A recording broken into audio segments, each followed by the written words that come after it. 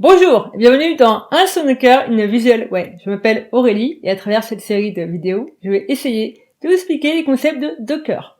Dans l'épisode d'aujourd'hui, on va parler d'un fichier spécial, le Docker Ignore. Dans le fichier Docker Ignore, on va pouvoir lister les fichiers et les dossiers à exclure lors de la création, lors du build de l'image. Le comportement est le même que le fichier gitignore, mais pour Docker.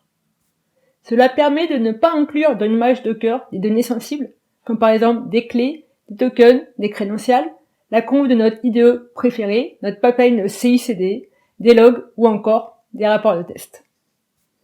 Utiliser un Docker Ignore permet également de réduire la taille de nos images. Allez, un petit cas pratique. Lorsque je veux builder mon image en version 1.0.1, je vais taper la commande docker build -t my awesome image 2.101.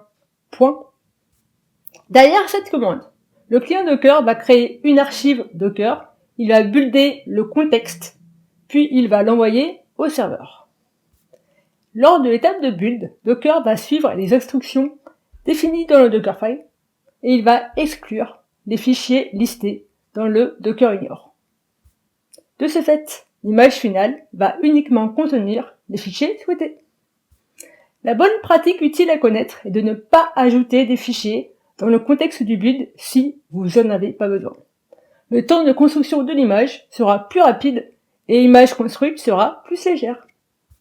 J'espère que cette petite vidéo vous a plu et que cela vous a donné envie d'en savoir plus. Merci et à la prochaine, j'espère, sur la chaîne.